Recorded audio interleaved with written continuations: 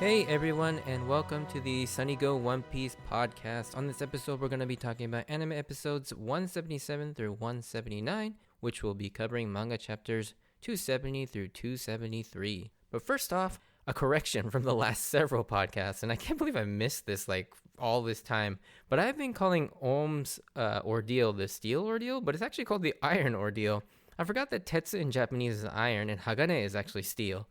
And yeah, I had, for some reason, a major brain fart when it came to that, so sorry about that confusion. But yeah, it's called the iron ordeal, so yes, I have had that wrong for the last 4 podcasts. But with that out of the way, let's get into this set of episodes, which covers some pretty exciting and funny developments in the story, albeit presented in a less than stellar animation quality, but still pretty engrossing. So, the synopsis. With Enel's survival game coming to an end with just a few survivors left, Zoro squares off against Ohm while Wiper tries to get through the giant snake to save Isa, who's inside. Isa and the others, having just been swallowed whole, run into Luffy inside and decide they need to come up with a way to escape the snake. Enel himself makes his appearance before all of them to oversee the final minutes of his survival game. Alrighty. So the differences, there are actually quite a few differences in these few episodes. So right off the bat, there are some extra scenes of Lucky traveling, trying to get to Wiper, and then they repeat a bunch of flashback scenes from the previous episodes of all the Shandian scenes and all Wiper trying to get everyone hyped up for everything. And so that just obviously serves to, elongate the episodes a little bit. Inside the snake, there's also a really small difference. When Isa tries to attack Gunfall the first time, in the anime, Nami grabs the back of her collar, but in the manga, she actually bonks her on the head, which is funny. I don't know if they changed that because they don't want someone depicting, Nami hitting a little girl or something. I'm not really sure why they changed that, but it is a very interesting, tiny change.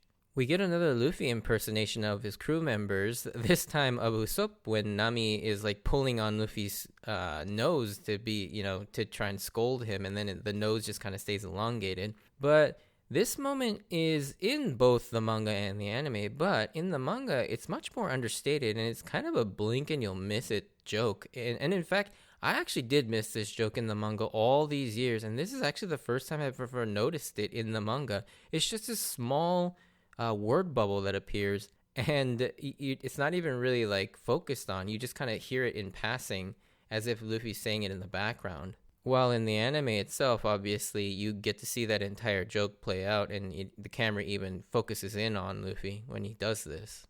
So there's that really funny scene where the three of them stuck inside the snake realize why the snake's been going crazy, and so in the manga it's a little bit different, as Nami and the others realize through their own reasoning why the snake is in a terrible mood with all these stomach pains. But in the anime, Luffy gets some additional lines of dialogue that sort of help them come to that conclusion through the help of Luffy's, his extra lines. I always thought that was also another interesting change. I wonder, maybe they just need to add a few more seconds, so they gave Luffy a couple more lines of dialogue. And then finally, kind of in that same vein, during the Ohm and Zoro fight, Ohm does a little bit more monologuing in the anime than he does in the manga. So, yeah, again, they just give him extra lines of dialogue to sort of chew up more time to elongate the content they have in these 4 chapters or so. But yeah, that's mostly all the differences I found in these few episodes. So let's move into my thoughts. So yeah, we begin this episode with Ohm unleashing his full iron ordeal as he creates a dome of his iron cloud barbs to trap the remaining survivors in it, and have them duke it out in sort of a cage death match for the remaining spots, which is a plot device that Oda will actually go on to use much later on down the line as well. For those of you that know, will know exactly what I'm talking about. So Lucky finally makes it to Wiper to join him, but before she can tell him Kamakuri's message, Enel shows up and fries her with the lightning.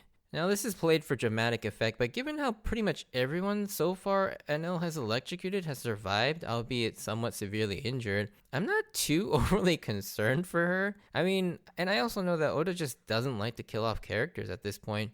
And while I don't think there's inherently anything wrong with that, I think as a viewer or a reader, it does kind of deflate these dramatic, moments, and it lowers the tension. But that's just my personal opinion. We then catch up with everyone inside the snake as Nami and company are now stuck inside it with a certain other somebody. And I love how Nami is lecturing Isa for not realizing they're inside a snake and Gunfall for trying to attack their way out as being very stupid for both things. While this is exactly what Luffy has been doing to cause so much trouble, and who should show up from the shadows but Luffy himself. And this moment is played up for a more dramatic effect than the manga, as in the anime it draws out his reveal, which is pretty unnecessary since we all know who it is. But yeah, obviously this was done to draw out even more time. But the next exchange of Luffy stumbling his way to the realization that he has in fact been inside the snake the whole time is pretty freaking hilarious. From him still not realizing he's in the snake after just explaining their situation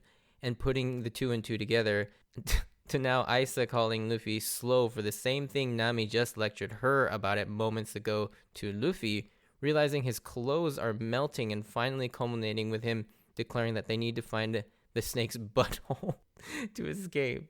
And this has to be one of the funniest things to ever come out of Luffy's mouth, reasoning that since they got eaten, it only makes sense to come out of the ass like poop. So there's another really minor change from the manga to the anime. The onomatopoeia that Luffy uses to describe being pooped out is so much better in the anime, and I have to think this was an ad-lib by Mayumi Tanaka. So in the manga, the line is, 食われたんだから尻からブーと出たらいいんじゃない? And so that boot, that's the original sound that's in the manga, but Mayumi Tanaka in the anime replaces boot with buri buri. And for whatever reason, this sounds so much funnier. Like whenever she uses that term to describe the sound of being shit out, it's just so funny. I don't know what it is. And she says it twice too. We'll get to that later, but when they get thrown back into the snake, and again he proposes the same plan to Isa and uses that same buri buri noise. It's just too funny. I think because it goes from like boot, which is just like, like almost sounds like a solid poop, like just one shot out. But when when Luffy uses the booty booty, it sounds almost like diarrhea, and it makes it even sound worse and even more unappealing to come out that way. Then to top it off, I love the moment they all realize why the snake has actually been in such a terrible mood after they talk it out. And then that sudden shocked realization that it was Luffy causing all this damage. And when the screen turns white and they all exclaim, Masaka! Or, don't tell me! In particular, Gunfall's eyes here are absolutely hilarious and they crack me up each time. They just go absolutely bulging wide open. It's so funny. I think in the next scene though, what's impressive here is that Nami gets angry enough at Luffy for the mess he's caused and hits him over the head. And there's that ever-running joke that Nami can actually hurt Luffy with her punches despite his rubber powers, but she hits him hard enough that it actually registers to the snake and causes him to have another bout of IBS, which I don't know how to take that. I mean, obviously it's a joke, but Nami's strong enough to hit Luffy with enough force to cause enough pain to the snake. And yeah, Nami's angry punch is kind of a running joke, but almost is she actually stronger than we think? It's kind of a really silly thing to think about, but yeah, Luffy, but Nami can always seem to hurt Luffy and Zoro and Sanji with just her punches. It's kind of funny. Back on the outside, Wiper battles the snake to save Isa while Zoro is forced to face Ohm if he wants any chance at saving Nami. He needs to take Ohm out first, but is mostly on the back foot for the beginning of this fight, as not only can Zoro not close the gap on him due to the Aizen Whip attack, but also Ohm can obviously use mantra like the other priests as well to tell exactly where Zoro is at all times. Although one thing I kind of need to correct myself from a really old episode, but in the Whiskey Peak episode, I mentioned that in that episode, he only uses Takanami for the first and only time there in the canon, but I completely forgot he actually tries to use it here. I mean, ultimately it gets blocked and he hits his head, but this move actually, when I went back and really thought about it and kind of looked through, it actually comes up way more often than I thought.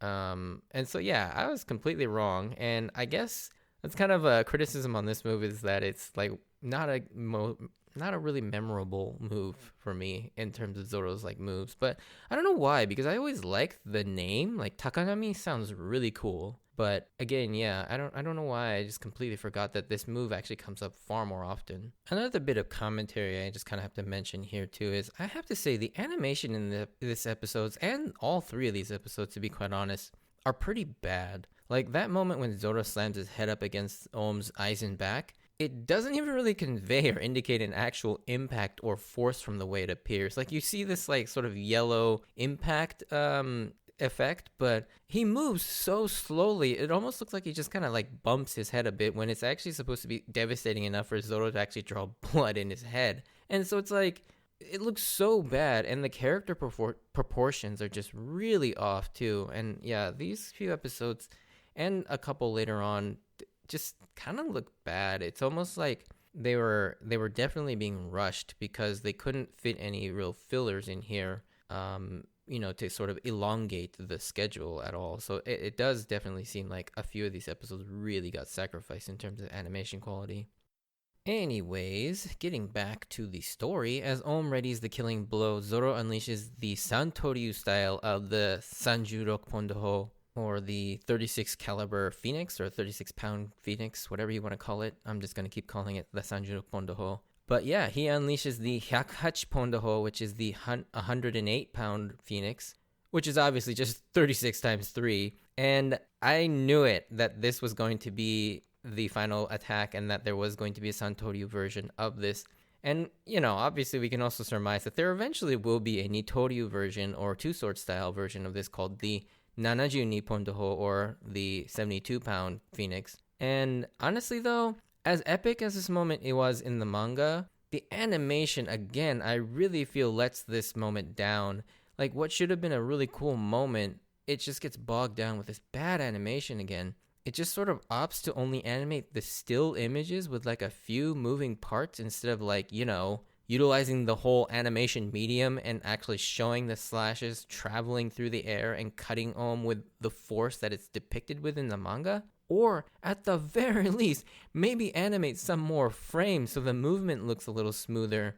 Because if you really look at this moment, it actually looks like Ohm just gets cut like a frame of him just standing there, and then the very next frame, it's him falling over with nothing in between. Almost like it was a PowerPoint slide with two slides, and it's just so bad. And yeah, I hate the fact that this final blast looks so underwhelming and so bad. Kind of keeping up with Zoro's story though, jumping ahead a little bit, is Zoro is later attacked by Holy, and there's this gag where Zoro inadvertently yells, "Wait!" And Holy actually listens to him. And to Zoro's like incredulous surprise, he realizes that Holy will actually listen to any command regardless of who gives it. And so he just casually commands him to hit his head and knock himself out, which I find is pretty funny that Holy, this sort of imposing and ferocious dog, is just so easily dealt with. Like some people think it's a little anticlimactic, but I think it's a pretty hilarious joke actually. Because Holy himself was meant to be a joke gag character. Look at the way he's designed first off. So I don't really mind the fact that Holy wasn't this sort of like immense threat.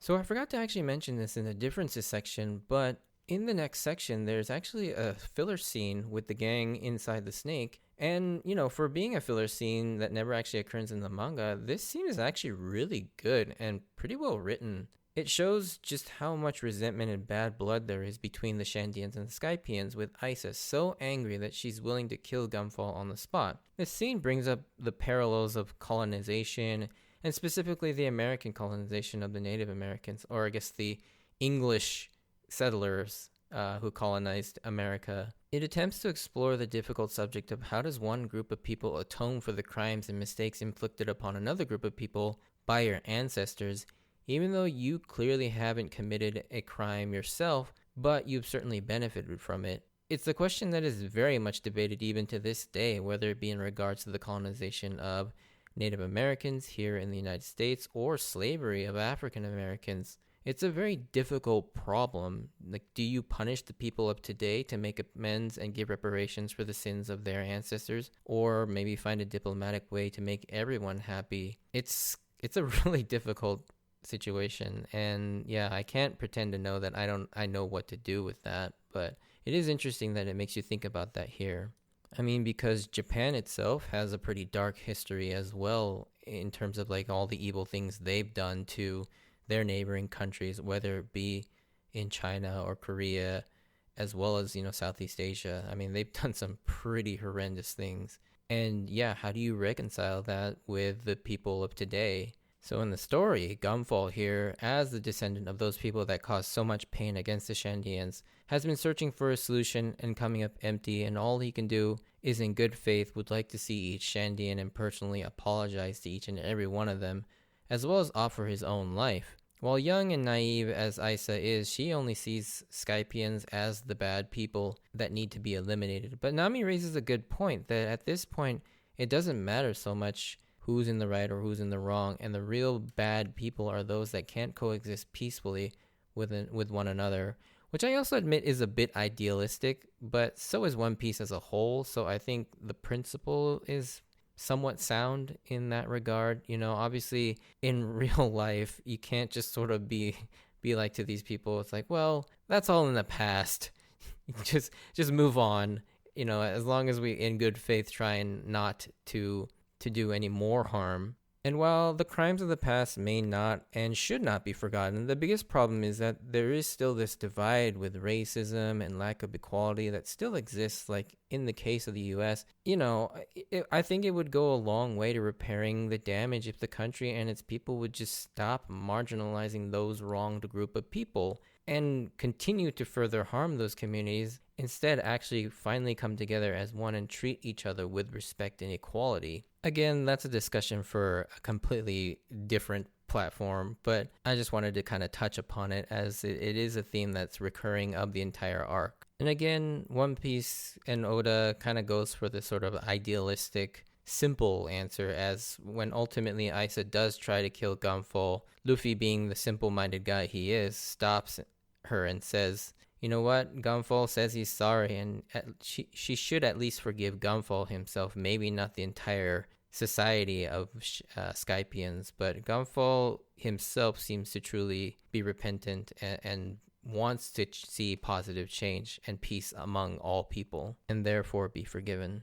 Which I think, yeah, is kind of echoes what Nami said. It's like, we shouldn't judge people based on what we perceive that entire group to be, but rather look at them on an individual level. And while maybe the Skypians are still a bit racist and not very accepting of Shandians, Gunfall himself, he as a person he's very accepting of everything, wants to see equality and peace among both Skypians and Shandians. And so, yeah, if you were to judge just Gunfall on his own, I don't think Gunfall himself deserves to die. And it kind of goes back to, yeah, this whole idea of, instead of sort of judging people on the sort of the characteristics of a group, really look at each individual as a person and judge those people that way, instead of just lumping them all together and profiling them all as one negative, or I guess even a positive trait.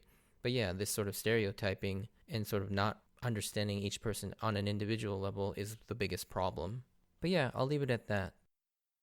So, getting back to the story, in the next scene we catch up with Robin, where Enel appears before her. He informs her that the gold is gone at this point and implies he took it all for some purpose. Enel then confirms to Robin that there is a golden bell somewhere in Skypiea, just as Nolan had written in his logbook. At this point, Enel, using his vast mantra, notices someone running in the upper yard, which happens to be one of the Divine Squad servants, which then brings us back to Pagaya and Konis on the Mary. As that Divine Squad servant collapses in front of them to convey a warning that Enel plans to drop Skypiea to the sea and kill everyone in the process, it's revealed that Enel has been secretly building a flying ark called the Maxim to leave Skypiea, and it's likely the goal went towards the construction of this ark, just based on the flow of the conversation. And in order to silence him from revealing anything else, he shoots down his lightning column, the El Thor, on all three of them, but Pagaya sacrifices himself to push Konis off the upper yard to at least save her, and thus appearing to kill Pagaya in a very dramatic moment along with the Skypian Divine Squad member. I say appearing to kill because at this point, like I mentioned earlier, I just don't trust Oda to kill anyone. And it's for this very reason that while this moment is played up to be this very sad and dramatic moment, it's a bit undercut by the fact that I have a pretty good feeling that he'll still be alive at some point. And that's all I'm thinking when I first read this in the manga. What it doesn't take away from, though, is Konis's reaction to seeing her father die, sacrificing himself to save her. If it weren't for that underlying thought of the fact that he's probably not dead, this scene would actually be really sad, as Pagaya up till now has not only been such a kind character to everyone, even to the point where he's inviting random pirates and treating them to great hospitality, fixing up Nami's waiver for free, trying to defend them from the white berets, risking his life to venture into the dangerous upper yard to help the Straw Hats, and finally making the ultimate sacrifice to save his daughter. Well, the fact remains that he was in that dangerous position because he also saw someone in need and went to help them. It's kind of glossed over, but Pagaya is an incredibly kind and generous and brave man. So it is really sad that he might potentially be dead. And, Konis being his daughter, she inherited that same strength, courage, and kindness as she, despite just watching her own father killed in front of her moments ago, resolves to venture back to the Angel Isle, where she's actually still a wanted criminal, mind you, to warn everyone of the impending danger. Like I said at the beginning of this arc, I love these two characters. They have so far been a constant and pleasant surprise this entire arc. Like, just when you think their role is over and you won't be seeing any more of them, Oda finds a really great and organic way of keeping them involved in the story in significant and impactful ways. And it's really great because, yeah, I love Pagaya and Konis. But moving back to Enel, with most of the pieces in place, Enel decides to move to the final phase of his plan and unleashes an attack called Shango, which rains down a barrage of lightning bolts, causing enough damage to bring down the entire upper platform of the island, the one that Zoro and Wiper remain on, sending everyone, including the giant snake, hurling down into the main city of Shandora, where Robin and Enel are. During all this commotion, though, Nami and Gonfal actually make it out of the snake, but Luffy and Isa fail to escape, with Pierre going back in to help them on Gonfal's request. And I love how once the dust settles, this is too funny. Zoro is only mildly inconvenienced and annoyed after falling like several hundred feet amongst all this like stone debris, emerging from it explaining, "Shit, I was about to die." And Robin's usual deadpan delivery is like, "Yes, normally you would die." It's just so funny because Zoro does survive just the most absurd situations, and he's doing this while also carrying Chopper's body too. There's also another really quick joke that I will always laugh at when we cut back to Luffy and Isa and Pierre. And so when Pierre shows up to help them in his bird form, Luffy says, "Oh, it's a horse." And Isa just yells, "That's obviously a bird," not knowing that Pierre is actually a devil fruit user. But then the joke goes a step further with a visual gag as Pierre morphs into his hybrid form. Isa is then shocked, screaming, "Ah, he became a horse!" And it's hilarious that they animated her with this sort of elongated square face like a horse.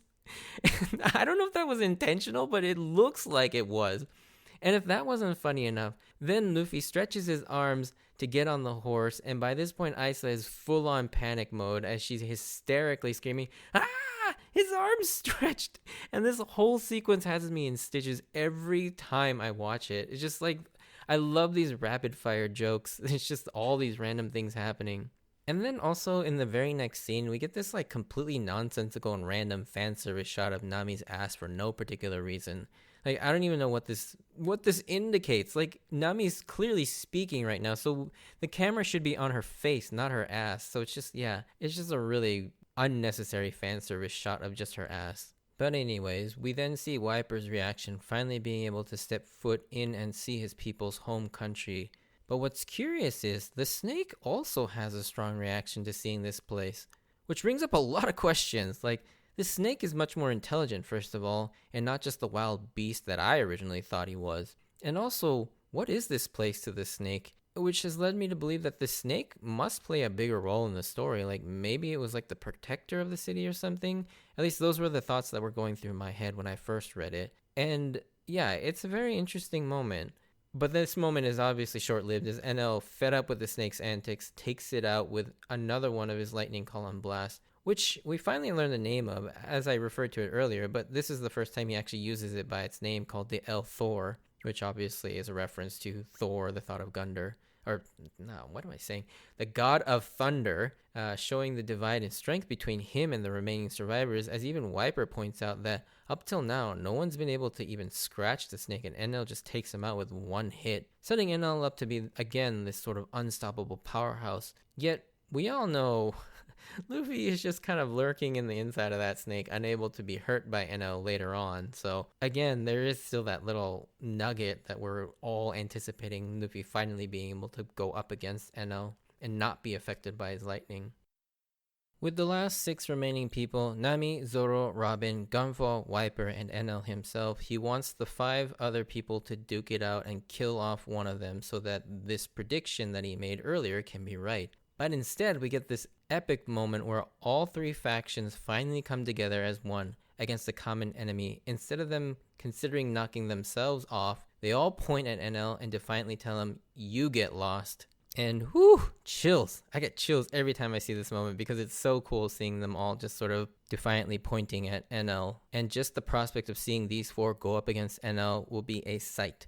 But at the same time, we all know that they probably won't stand a chance against him, and Luffy will eventually need to show up to save the day. But that will have to wait till later, so look forward to that in future podcasts. But yeah, if you did enjoy this, send me a like or comment, and if you want to join me on this journey of rewatching One Piece, please consider subscribing. Check out my Instagram and Twitter account at SunnyGo Podcast if you want updates of when I post new episodes, or see some pictures of my manga collection. Please check those out.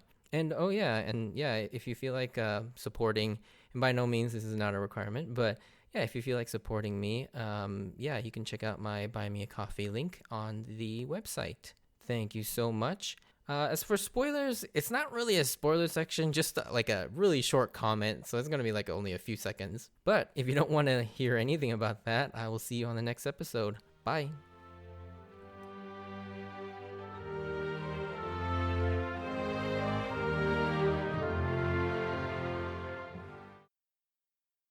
Alright, so the only real spoiler that I really wanted to mention is that very first comment that I made about the fact that Oda uses that sort of the iron ordeal trope where he creates that cage death match. Obviously, for anyone who's read up to Dressrosa will know that he reuses this in the birdcage scene the birdcage for Doflamingo, and he kind of amps it up even more because the birdcage actually gets smaller and smaller, while also Doflamingo is the main villain of that arc as well, so it creates this incredible like tension. But yeah, it's interesting that he uses this moment, or that he uses this plot device here, and then again uses it like 10 years down the line to, I would say, greater effect, because in this one I feel like the Iron Cloud, the barbed wire thing really doesn't add too much to anything. Like, I never really felt any threat from it. While with the birdcage, man, that is like all eyes are on that thing while that thing is closing in. So, but yeah, that's really the only thing I wanted to mention here. Anyways, thanks for listening, and I will catch you on the next episode. Bye.